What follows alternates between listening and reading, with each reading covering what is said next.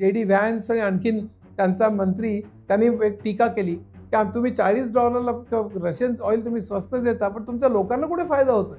आपल्याकडे पेट्रोल आणि डिझेलचे भाव कुठे कमी झाले आहेत? त्याचा फायदा काही प्रायव्हेट कंपन्या आणि काही सरकारी 1-2 कंपन्या ह्यांनाच फायदा झालेला आहे. आपण इन्फॉर्मेशन टेक्नॉलॉजीमध्ये आपण IT हब म्हणतो, आपण IT सुपर पॉवर म्हणतो, त्याला काही फार अर्थ नाही आहे. कारण आपण आत्तापर्यंत तुम्ही सांगा आम्ही त्याप्रमाणे प्रोग्राम करतो, असं आपण पहिल्यांदा 80च्या दशकात आपण माणसंच पाठवली पहिल्यांदा, ज्याला ऑन साईट सर्व्हिसेस किंवा बॉडी शॉपिंग म्हणत असत. म्हणजे आपण सगळी Google आणि Facebookवर वापरतो, त्याच्यावर डेटा घालतो, तोच डेटा वापरून आपल्याला ते जाहिरातीतनं पैसा मिळवतात. Facebook काय Google काय सगळे. आणि आपण त्याच्यात अभिमान मिळवतो की आमचा कोणीतरी मनुष्य CEO आहे. त्याला काही अर्थ नाही आहे. भारताच्या अर्थव्यवस्थेला ते फायदा किती करून घेत आहेत हा त्यातला मुद्दा आहे. भारताला आत्मनिर्भर वगैरे आपण म्हणतो, पण आत्मनिर्भर कुठे आहोत आपण? आपला सगळा ज्या वस्तू आहेत त्यातल्या कित्येक वस्तू आपण इम्पोर्टच करतो. ती गाडी असो, मोबाईल असो, TV असो, तुम्ही प्रत्येक गोष्ट बघा इम्पोर्टच करतो.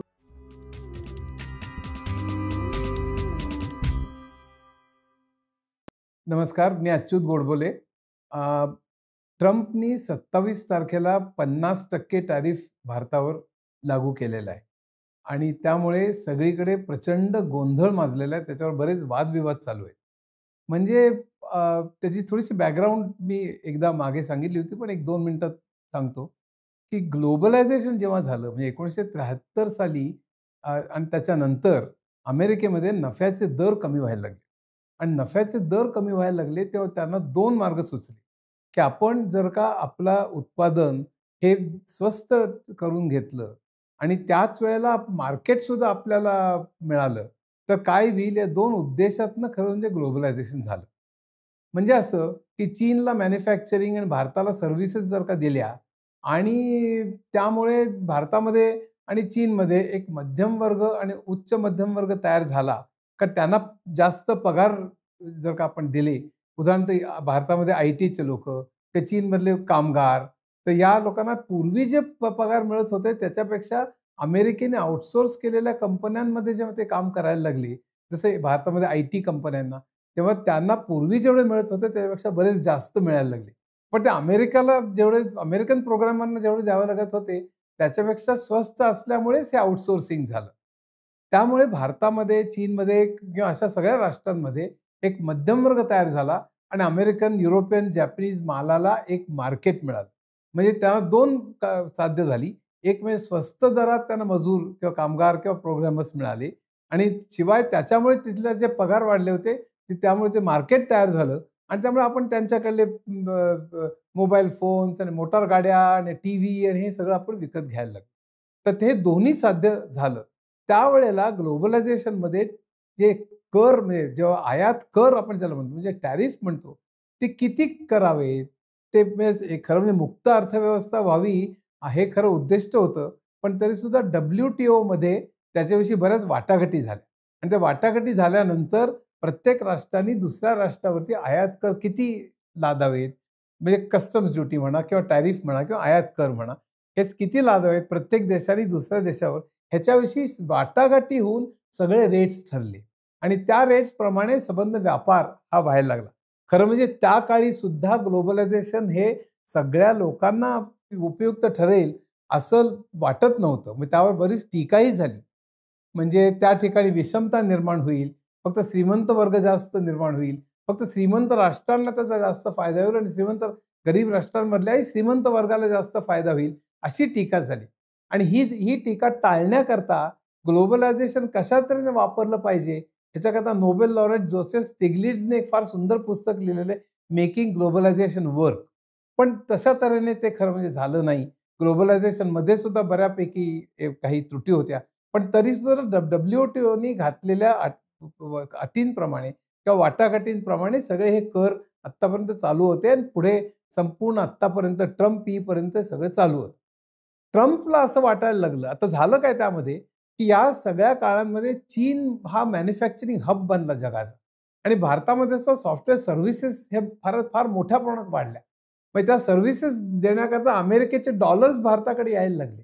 तसंच चीनकडे सुद्धा अमेरिकेचे डॉलर्स यायला लागले आणि हेच डॉलर्स पुन्हा चीननी, अमेरिकेने, जपानने अनेक राष्ट्रांनी पुन्हा अमेरिकेमध्येच गुंतवले आणि त्यामुळे अमेरिकेचा डॉलरचा साठा वाढला, डॉलर डॉमिनेशन त्यामुळे वाढलं आणि तेच डॉलर्स वाढवून अमेरिका त्यांच्या बँकांना बेल आउट करणं किंवा इतर युद्ध करणं अशा वेगवेगळ्या कारणांकरता ते डॉलर्स वापरायला लागले.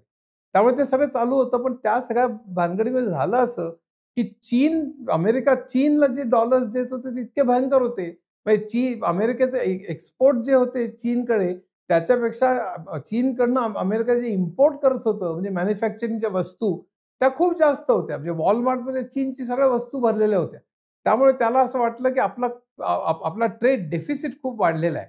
आपण चीनकडनं खूप माल घेतो, पण आपला माल मात्र चीन जास्त घेत नाहीये.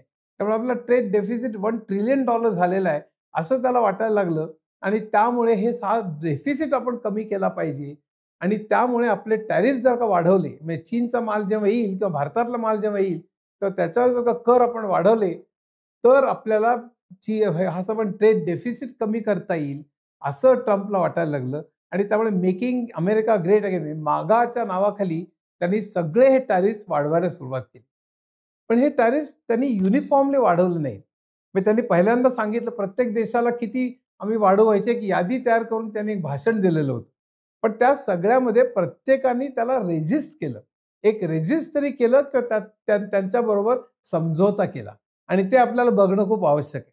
मग त्यामध्ये आपल्याला कॅनडा, EU म्हणजे युरोपियन युनियन, जपान आणि चीन आणि ब्राझील ही 5 उदाहरणं आपण जर का घेतली तर आपल्याला कळेल, की युरोपियन युनियनवर त्यांनी अशाच तऱ्हेने टॅरिफ लावायला सुरुवात केली. मेकिंग अमेरिका ग्रेट अगेन की आम्हाला डेफिसिट कमी करायचं आहे म्हणून. आणि त्या ठिकाणी युरोपने मात्र समझोता केला, की युरोपने सांगितलं, की आणि तो समझोता असा होता, की अमेरिकन गुड्स जेव्हा युरोपमध्ये होतील, तेव्हा त्यांच्यावर काही आम्ही टॅरिफ लावणार नाही. पण युरोपचे जेव्हा माल अमेरिकेला जाईल, तेव्हा त्याच्यावर 15% टॅक्स बसेल. अशा तऱ्हेचा काहीतरी त्यांनी समझोता केला. मग त्यामुळे त्यांनी जो मोठा टॅरिफ होता 25% किंवा आणखीन त्याच्यापेक्षा जास्त ते वाचवले. 15% वरच थांबवलं. पण त्याच्या मोबदल्यात अमेरिकन गुड्स मात्र युरोपमध्ये विदाऊट टॅरिफ येण्याचं त्यांनी मान्य केलं. जपाननी आणि इतर कॅनडाने अशाच तऱ्हेचे समझोते केले. पहिल्यांदा कॅनडाने खूप टफ भूमिका घेतली होती, आम्ही मानणार नाही म्हणून. पण नंतर समझोता केला. ब्राझीलने मात्र आम्ही हे मानणार नाही म्हणून सांगितलं आणि ब्राझीलवरती 50% टॅक्स लावला. भारतावरती त्यांनी पहिल्यांदा 25% लावला होता आणि आता आणखीन जो 25% लावलेला आहे, तो 2 कारणांमुळे लावलेला आहे.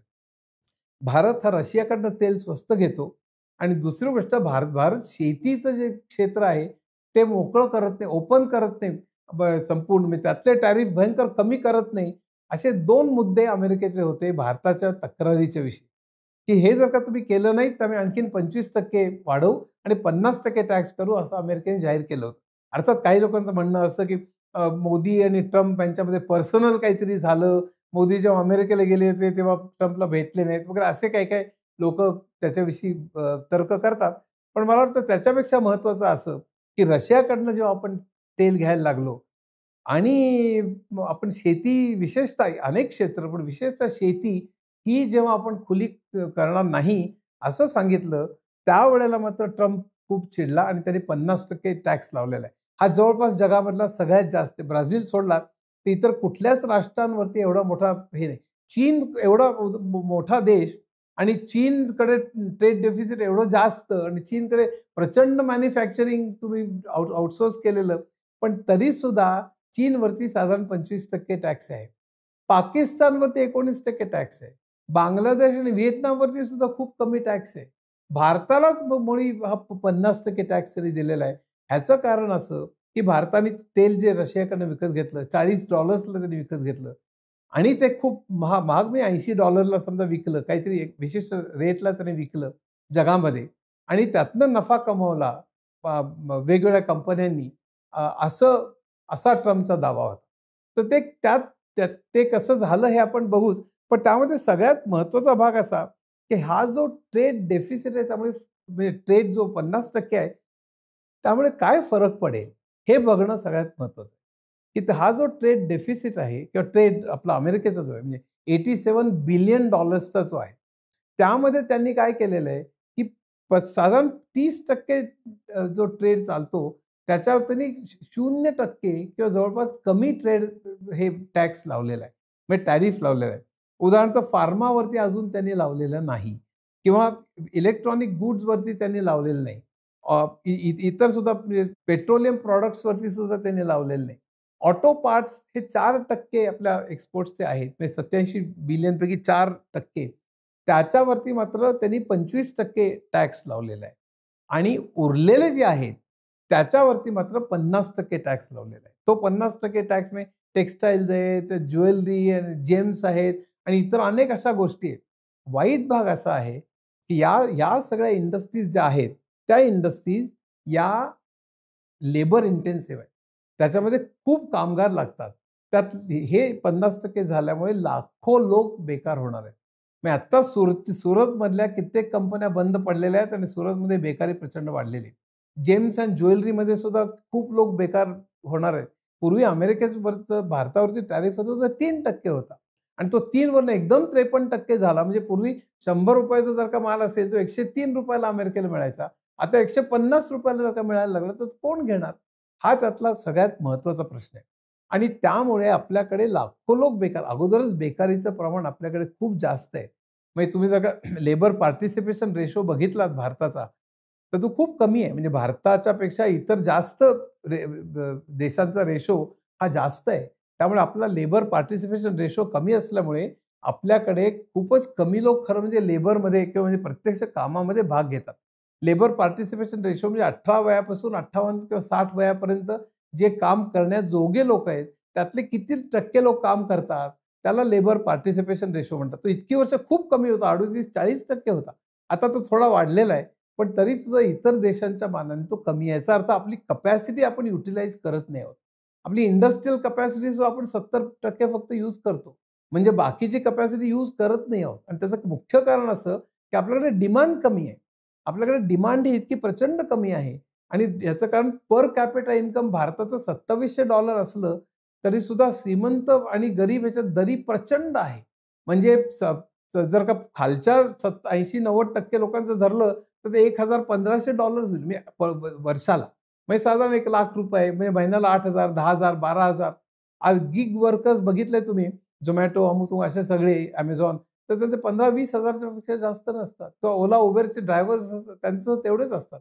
आज तुम्ही जर का Google केलं तर लक्षात येईल, की 25,000 फॅमिलीला 25,000 पेक्षा कमी मिळणाऱ्या लोकांची संख्या 90% आहे.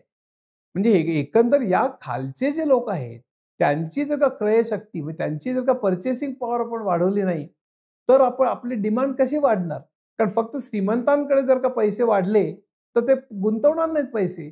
आता उदाहरणार्थ मध्ये आपण टॅक्सेस कमी केलेले होते श्रीमंतांवरचे, की ते मला वाटतं 15% वर आणले. पूर्वी त्याचे काय जास्त असायचे. आता श्रीमंतांवरचे टॅक्स जर का कमी केले, तर ते गुंतवतील पैसे. ते गुंतवल्यामुळे कारखाने चालू होतील. कारखाने चालूमुळे रोजगार निर्माण होईल. रोजगार निर्माण झाल्यामुळे क्रयशक्ती म्हणजे पर्चेसिंग पॉवर वाढेल. त्यामुळे डिमांड वाढेल. डिमांड वाढल्यामुळे पुन्हा कारखानदार कारखाने काढतील. असं जे चक्र सुरू होईल असं त्यांना वाटलं होतं. पण तसं मुळीच झालं नाही. याचं कारण डिमांड एवढी कमी आहे आणि श्रीमंतांनी डिमांड कमी असल्यामुळे ते म्हणतील आमचं मालच खपत नाही, तर आम्ही कशाला कारखाने काढू? आणि कारखाने न काढल्यामुळे त्यांनी जरी कॉन्स्पिक्युअस कन्झम्पशन केलं, म्हणजे अगदी प्रचंड पैसा खर्च केला, तर किती रेफ्रिजरेटर घेणार, किती मोटारी घेणार, किती वेळा परदेशी जाणार. त्यामुळे मग हे पैसे त्यांनी साठवून ठेवायला सुरुवात केली किंवा सोन्यात घ्यायला सुरुवात केली किंवा त्यांनी स्वतःचे शेअर्स पुन्हा खरेदी करून त्या शेअर्सची किंमत वाढवायला सुरुवात केली.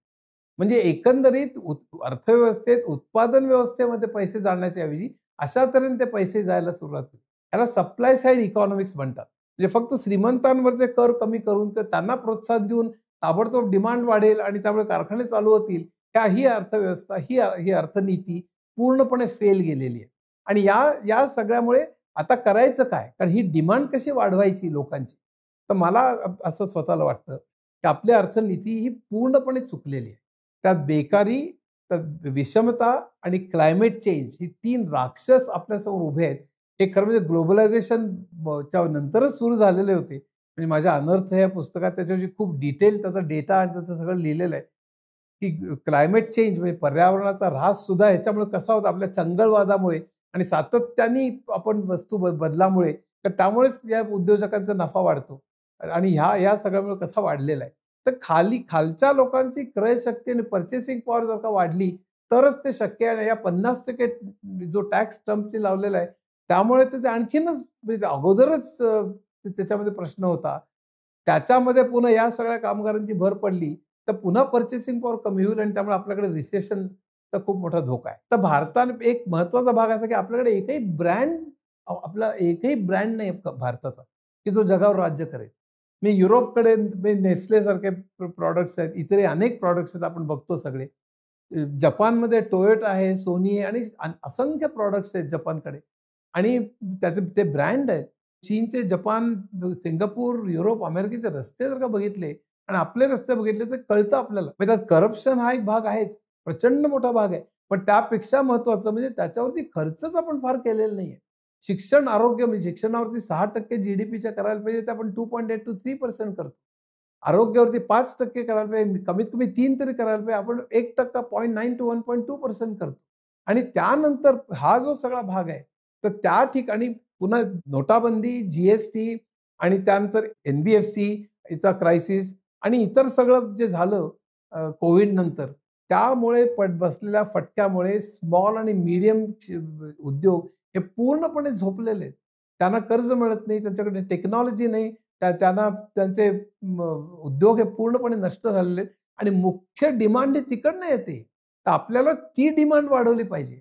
आपल्याला आर-एन-डीमध्ये पैसा वाढवला पाहिजे. आपण 0.6% जीडीपीच्या फक्त आर-एन-डीमध्ये खर्च करतो.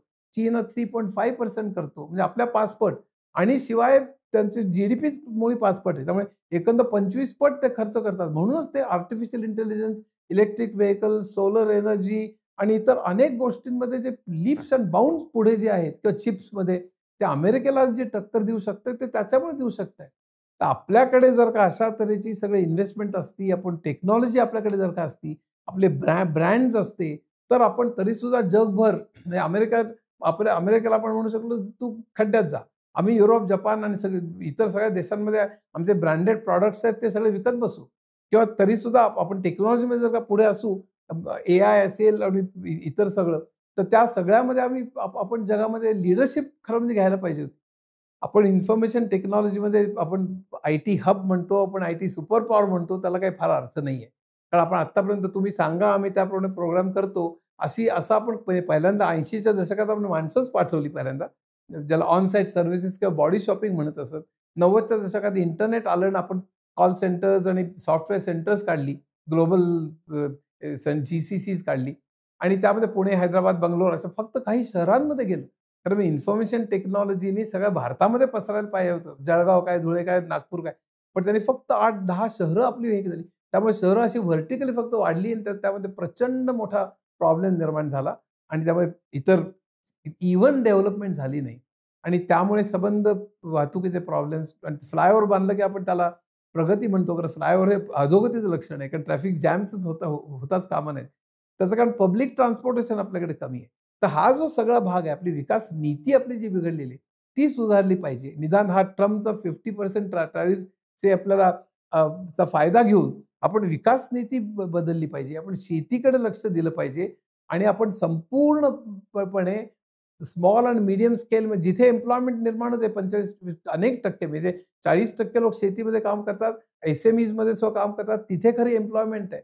त्याच्याकडे लक्ष आपण जर का दिलं नाही, तर आपले उद्योग लहान मोठे उद्योग नष्ट होतील, रोजगार नष्ट होतील. त्यामुळे डिमांड आपली वाढणार नाही. डिमांड वाढली नाही, तर उद्योजक गुंतवणूक करणार नाहीत आणि त्यामुळे हे कोडं कधीच सुटणार नाही. तर त्यामुळे पहिल्यांदा आपण फक्त श्रीमंतांवरचे कर कमी करणं, अशा गोष्टी करण्याच्या ऐवजी तिथे लक्ष दिलं पाहिजे. आता आपल्याला पेच सांगतो म्हणजे 2 महत्त्वाचे पेच आहेत. एक म्हणजे रशियन ऑइल, दुसरं म्हणजे शेती ओपन करणं. या 2 गोष्टी ट्रम्प हा आपल्याला नेहमी सांगतोय. या 2 गोष्टी तुम्ही केल्या नाहीत म्हणून आम्ही हे सगळं करतो. पण आता आपल्या सरकारपुढे पेच एवढा मोठा आहे, की रशियाचं तेल जर का आपण घेणं बंद केलं आणि महाग दराने आपण समजा तेल घ्यायला सुरुवात केली, तर आपल्याला प्रचंड तोटा होईल. म्हणजे डॉलर्सचा खूप मोठे डॉलर्स त्याच्याकरता खर्च करावे लागतील. त्याकरता अमेरिकेचं म्हणजे जे-डी व्हॅन्स आणि आणखीन त्यांचा मंत्री त्यांनी एक टीका केली, की तुम्ही $40ला रशियन ऑइल तुम्ही स्वस्त देता, पण तुमच्या लोकांना कुठे फायदा होतोय? आपल्याकडे पेट्रोल आणि डिझेलचे भाव कुठे कमी झालेले आहेत? त्याचा फायदा काही प्रायव्हेट कंपन्या आणि काही सरकारी 1-2 कंपन्या ह्यांनाच फायदा झालेला आहे. म्हणजे सरकारकडच्या कोशामध्ये डॉलर्स वाढले, ते त्यांचं पण त्याच्यामुळे लोकांना त्याचा काही फायदा झालाय. लोकांपर्यंत त्यांनी डॉलरचे भाव, पेट्रोलचे भाव कमी केले असं झालं नाही. हे अमेरिकन मंत्री आता आपल्याला सांगतायत. की तुम्ही त्याचा फायदा जसं की अमेरिकनांना आपल्या भारतातल्या लोकांचाच पुळका आहे. मग जर का तो पुळका जर का असता, तर अमेरिकनने तुमची शेती ओपन करा असं सांगितलं नसतं. आणि आपण आपली शेती जर का अमेरिकन आणि युरोपियन सगळ्या लोकांना जर का टॅरिफ आपण कमी केला, तर बदा-बदा दुधाचे, चीजचे आणि कॉर्नचे आणि सोयाचे आणि इतर अनेक प्रॉडक्ट्स बदा-बदा येत राहतील. आत्ता ऑलरेडी कापूस ओपन केला अशी एक बातमी वाचली. ती खरी आहे की की नाही मला माहीत नाही. पण कापूस ओपन केला तर आपल्या भारताला कापसाच्या शेतकऱ्यांचं पण वाट लागेल. ह्याचं कारण असं, की अमेरिकेमध्ये जी शेती चालते, ती खूप मोठ्या प्रमाणावर चालते. म्हणजे 250 एकर्स अशा तऱ्हेने ती शेती चालते.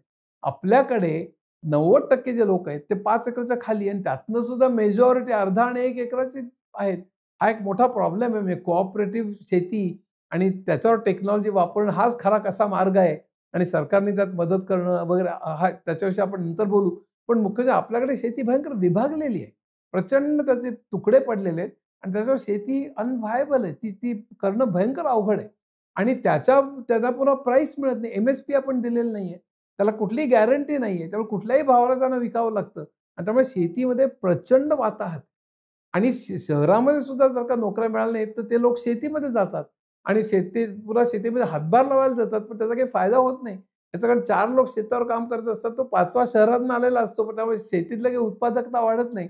पण त्याला विचारायला गेलं, "तुम्ही काय करता?" तर "मी शेतीत काम करतो." त्यामुळे दिसायला असं दिसतं, की तो काहीतरी करतोय काम. म्हणजे अनएम्प्लॉयड किंवा बेकार आहे असा आपण तो ऑफिशियल डेटा दाखवत नाही. पण प्रत्यक्ष तो बेकार किंवा अर्धबेकार असतो. अर्धबेकारी ही प्रचंड मोठी आहे. म्हणजे कित्येक टक्का आहे. म्हणजे जे लोक काम करतात असं म्हणतात त्याच्यापैकी निम्मे लोक अर्धबेकारच आहेत. तर हा जो मोठा प्रॉब्लेम आहे आपला, त्या शेती आणि एम-एस-एम-ईकडे दुर्लक्ष करणं हा अतिशय गंभीर हे आहे. आणि तर शेती जर का आपण ओपन केली, तर कापसाबरोबरच सोया, तसंच कॉर्न आणि इतर अनेक दुधाचे, चीजचे सगळे प्रॉडक्ट्स हे सगळे बदा येत राहतील. आणि ते जर का आले, त्याच्यावरचा टॅरिफ जर का आपण काढून टाकला किंवा अतिशय कमी ठेवला, तर भारताच्या शेतीचं प्रचंड नुकसान होईल आणि त्यामुळे शेतकऱ्यांमध्ये मोठा असंतोष अगोदरच दररोज कित्येक शेतकरी आत्महत्या करतायत. तर ते आणखीनच प्रमाण वाढेल आणि शेतीची वाताहत लागेल. त्यामुळे आपण शेती ओपन करायची का रशियन ऑइल घेणं बंद करून आपण जास्त भावाने घ्यायचं.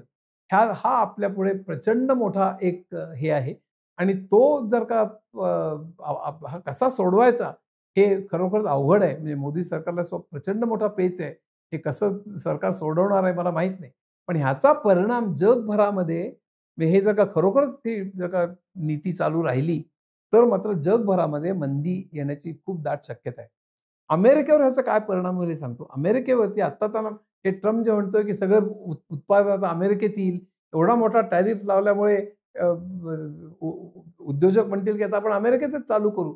मग अमेरिकेमध्ये सगळं मॅन्युफॅक्चरिंग बंद करून चीनमध्ये गेलं होतं. पण आता टॅरिफ जर का त्यांच्यावर लावल्यामुळे तिकडला माल येणार नाही. त्यामुळे आपण चालू करू. पण ते इतकं सोपं नाही. कारण तिकडनं गेलेलं 20-30 वर्षापूर्वी गेलेले उद्योग पुन्हा चालू करण्याकरता तिथले कारखाने उभे करणं, तिथलं सप्लाय चेन उभे करणं, ते कुठनं पर्चेस करणं. कारण कित्येकांचे जे वस्तू आहेत, त्यातले कित्येक कॉम्पोनंट पुन्हा वेगवेगळ्या देशांकडनं येत असतात. म्हणजे चीनकडनं. तर चीनला अमेरिका नमवू शकली नाही कारण त्याच्याकडे रेअर अर्थ्स आहेत. म्हणजे चीनला 50% का लावलं नाही अमेरिकेने? तर चीन चीन भयंकर इतकं स्ट्राँग आहे. त्यांच्याकडे टेक्नॉलॉजी आहे. ते चीन म्हणेल अमेरिकेला हुडूच म्हणेल. म्हणजे चीन अक्षरशः अमेरिकेला धुडकावून लावेल एकतर आणि शिवाय त्यांच्याकडे शस्त्र आहे. त्यांच्याकडे रेअर अर्थ्स आहेत. जे रेअर अर्थ्स संपूर्ण इलेक्ट्रिकल व्हेइकल्सपासून डिफेन्सपासून सगळ्या ठिकाणी ते लागू पडतात. ते चीनकडे असल्यामुळे चीनला ते फार नमवू शकलेले नाहीयेत आणि त्यामुळे त्यांनी आणखीन 3 महिन्यांनी त्याची मुदत वाढवलेली आहे. त्यामुळे चीनला अमेरिका नमवू शकेल असं वाटत नाही. भारताला नमवू शकलं याचं कारण आपल्याकडे एकही प्रॉडक्ट असा नाही, की ज्याच्याशिवाय जगाचं अडून राहील. सॉफ्टवेअर सकट, फक्त सॉफ्टवेअर सर्व्हिसेस म्हणजे कोडर्स, टेस्टर्स हे ठीक आहे. पण आपण एकही प्रॉडक्ट तयार केलेले नाही. इव्हन सॉफ्टवेअरमध्ये. सॉफ्टवेअरचे प्रॉडक्ट्स केले ते अमेरिकनांनी. भले का भारतीय जे सुंदर पिचाई असेल, सत्या नडेला असेल, आणखीन कोणी असेल, त्यांनी केलेलं असेल, पण ते अमेरिकन आहेत. ते अमेरिकेच्या अर्थव्यवस्थेला भर घालतायत. ते भारताला काही फायदा करून देत नाहीत. म्हणजे आपण सगळी Google आणि Facebookवर वापरतो, त्याच्यावर डेटा घालतो. तोच डेटा वापरून आपल्याला ते जाहिरातीतनं पैसा मिळवतायत. Facebook काय, Google काय सगळे. आणि आपण त्याच्यात अभिमान बाळगतो, की आमचा कोणीतरी मनुष्य सीईओ आहे. त्याला काही अर्थ नाहीये. भारताच्या अर्थव्यवस्थेला ते फायदा किती करून घेतायत हा त्यातला मुद्दा आहे. चीननी ह्याच्या विरुद्ध जेव्हा अमेरिकेने बंधनं आणायला सुरुवात केली, तेव्हा चीननी स्वतःचा Facebook तयार केला, स्वतःचा YouTube तयार केला, स्वतःचा इंटरनेट तयार केलं, स्वतःचं सगळ्या हे WhatsApp तयार केलं आणि त्यामुळे चीन हा अमेरिकेवर अवलंबूनच नाहीये. हा त्यातला सगळ्यात महत्त्वाचा भाग आहे. भारताने का नाही असं केलं? भारताला आयटी सुपर पॉवर जर का म्हणायचं असेल, तर SAP काय, Microsoft Windows काय किंवा Oracle काय किंवा आत्ताचे Facebook काय, Google काय असं एकही प्रॉडक्ट आपण तयार करू शकलेलो नाही. तर मला असं वाटतं आपण खडबडून जागा झालं पाहिजे. R&Dमध्ये आपण खर्च केला पाहिजे. आपण R&Dवर जेवढा खर्च करतो, त्याच्या 7 जाहिरातींवर करतो. तर आपल्याला सगळ्या प्रायोरिटीज आपल्याला फिक्स केल्या पाहिजे. आपल्याला मी मगाशी सांगितलं तसं विषमता आणि रोजगार आणि पर्यावरणाचा ऱ्हास हा फार मोठा प्रॉब्लेम आहे. आज आपण तो मॅन मेड आहे. आपण सुद्धा तो डिनाय करतो आणि ट्रम्प सुद्धा डिनाय करतो, की पर्यावरणाचा प्रॉब्लेम काही नाहीच आहे म्हणून. खरं म्हणजे पर्यावरणाचा प्रॉब्लेम हा हा आपण निर्माण केलेला प्रॉब्लेम आहे. प्रचंड कार्बनचं एमिशन कुठेही बिल्डरला जागा देणं, ते उत्तराखंडापासून सगळीकडे आणि हिमालय ढासळत चाललेलं आहे. आणि या सगळ्या कारणांमुळे पुढच्या काही दशकांमध्ये चक्क पुरून सगळी कोस्टल लाईन सगळी खलास होईल, असं सगळे तज्ञ सांगतात जगातले. पण आपण त्याच्याकडे दुर्लक्ष करतोय. आपण क्लायमेट चेंजसाठी काही अमेरिकेने सुद्धा ते पॅरिस अग्रीमेंट तर धुडकावून लावलेलं आहे त्यांनी. जसं WTOचं धुडकावून लावलं, तसंच पॅरिस अग्रीमेंटचं धुडकावून लावलं. आम्ही क्लायमेट चेंज मानतच नाही असं ट्रम्प म्हणतो. तर हा जो सगळा प्रकार आहे, त्याने हाहाकार माजण्याची शक्यता आहे. तर मला असं वाटतं, की बेकारी, विषमता आणि क्लायमेट चेंज तिन्ही जर का आपल्याला कमी करायचे असतील किंवा नष्ट करायचे असतील आणि या ट्रम्पच्या ह्याला तोंड द्यायचं असेल, तर खऱ्या अर्थाने आपण वेगळी विकास नीती आपण स्वीकारली पाहिजे. भारताला आत्मनिर्भर वगैरे आपण म्हणतो, पण आत्मनिर्भर कुठे आहोत आपण?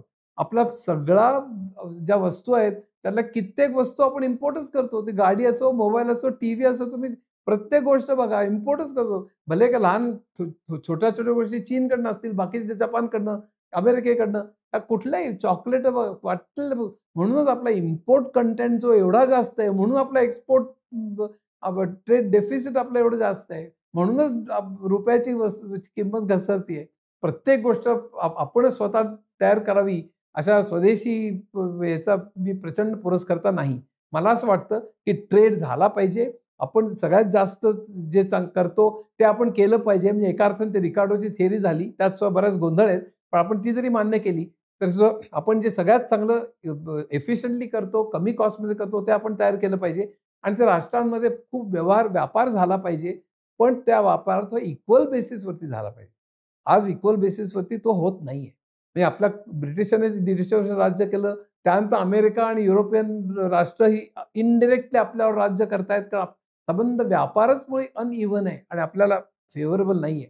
मगाशी सांगितलं त्याप्रमाणे तो फक्त श्रीमंत राष्ट्रांना आणि गरीब राष्ट्रांमधल्या फक्त श्रीमंतांना तो फेव्हरेबल आहे. त्यामुळे सगळ्यांना समावेशक अशा तऱ्हेची अर्थव्यवस्था निर्माण करायची असेल, तर आपल्याला स्वतः मी सांगितलं त्याप्रमाणे वेगवेगळ्या स्मॉल स्केल इंडस्ट्रीज, ॲग्रीकल्चर ह्यांना त्यांच्यावर लक्ष दिलं पाहिजे.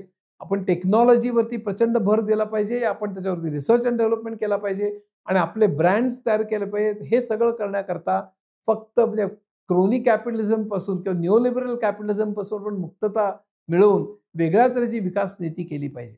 रशियाला आपल्याला दुखावून सुद्धा चालणार नाही. फक्त तेलाचं जरी आपण केलं, तरी सुद्धा त्याच्या डिफेन्ससाठी आपण रशियावरती अवलंबून आहे. फक्त तेल नाही. त्यामुळे आपण जो पेच आहे, हा पेच आता फार मोठा आहे. तो कसा सोडवणार हे मला माहीत नाही.